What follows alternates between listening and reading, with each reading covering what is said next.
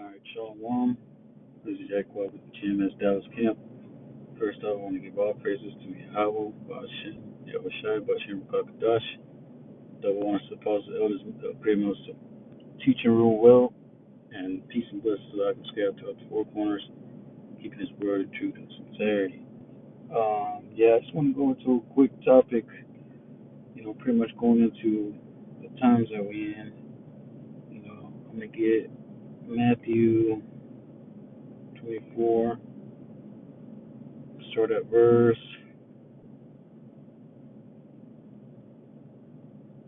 6, because that's where according to prophecy, we can see the times that we're in and how, everything that's going on around throughout the whole planet Earth. We can see that the time of the end is near, So I'm going to read this, Matthew 24 and 6. It says, "And ye shall hear of wars and rumors of wars. See that ye be not troubled, for all these things must come to pass, but the end is not yet." So we're seeing those things right now. Prophecy is being fulfilled right before our eyes, and the Lord had warned us, 2,000 years ago, over 2,000 years ago, of the things that we're going to see at the time of the end.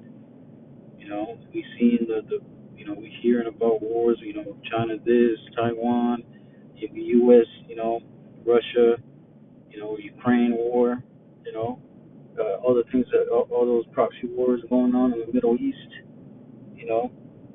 So, nation threatening nation, saying that if you do this, I'm gonna do that, wherever.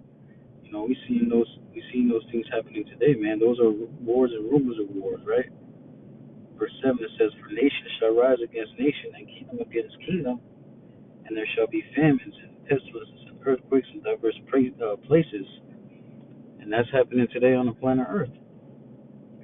All these, verse 8, all these are the beginning of sorrows. So this is barely the beginning of those things to come on the planet Earth, man. So I'm gonna get another one real quick. So Second Ezra, it's 14 and 11. It says, "For the world is divided." Let's see. Okay, I'm gonna start at verse 10. It says, "For the world hath lost his youth, and the times begin to wax old." So we in the time, we're in those times where the earth is waxing old. And verse 11 it says, "For the world is divided into 12 parts, and the 10 parts of it are gone already, and half the 10th part." So that's the dispensation of time that's already passed. You know, um, it says, "For the world is divided into 12 parts." Oh my God, it's fucking. "For the world is divided into 12 parts, and the 10 parts of it are gone already, and half a 10th part." So we're already at the end. We're at the half of the. It says the 10 parts of it are gone already. And then we're at the half of the 10th part, man. So this is the part where it's that final stretch. You know. So by seeing that, and all the prophecies that's being fulfilled, we at the end. So let me get this real quick.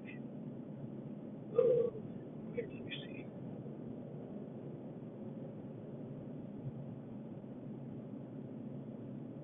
Yeah, kind of. Okay, let me go back to.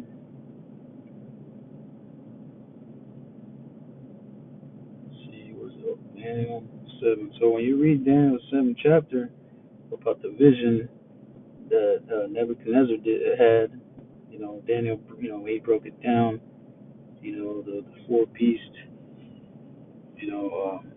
That gives you the timeline of the kingdoms that were gonna come up to power and then fall all the way towards the end, towards the last kingdom, which is America. Because we know about the four beasts. Because if you read Daniel 7, you start at verse 4, talking about the The first was like a lion and had eagle's wings, going into the Assyrian Babylonian Empire. And then on verse 5, and behold, another beast, second like unto a bear, going into the Persian Empire. And then verse 6, to this I beheld, and lo, another like a leopard, going into the Grecian Empire.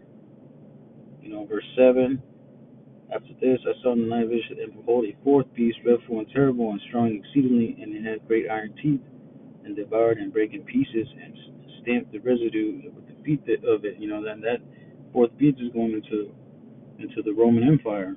You know, and then it said, I considered the horns, and behold, there came up among them another little horn, before whom uh, there were three of the first horns plucked up by the roots, and behold, in his horns were eyes like the eyes of man, and mouth speaking great things. And that's going into the birth of America, that little horn,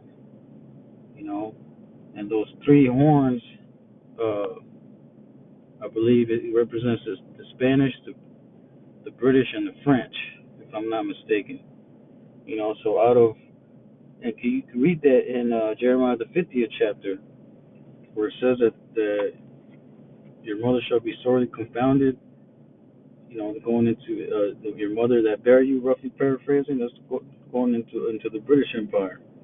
Because out of the British came that little horn, that the America. You know, so so I'll read this again. It says,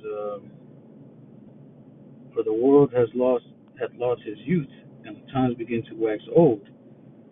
So it's about that time for for the nation of Israel to receive that salvation, man, and for this place to ultimately be destroyed.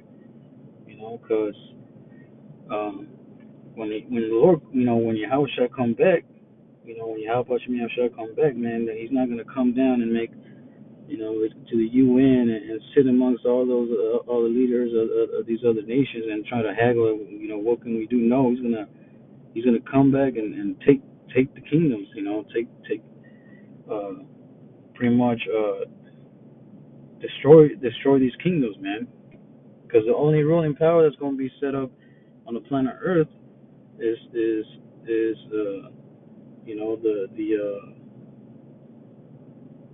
the kingdom of the Lord, man. As a matter of fact, just get this real quick. 19.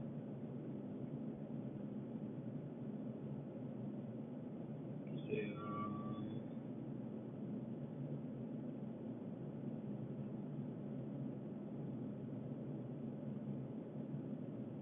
okay, yeah, verse 12. This is Revelation 19 and 12 says, "His eyes were as a flame of fire, and his head were many crowns, and he had a name written that no man knew but himself." And that's talking about Yahushua. But the part I wanted to elaborate on was where it says, "And on his head were many crowns," meaning what? That he took the dominion from these other kingdoms. You know, he took the dominion from these kings that are ruling the planet Earth right now, and specifically, you know, and well, not specifically, but majority talking about Esau, man, because he's the one in rulership right now on the planet Earth. You know, you got other people ruling different parts of the world. You got these elites, whatever. When the Lord come back, man, he going execute his vengeance, take the kingdoms, destroy these kingdoms, man, and set up his own righteous kingdom on the planet Earth. You know, so yeah, man, it's about that time. We're getting close to that time.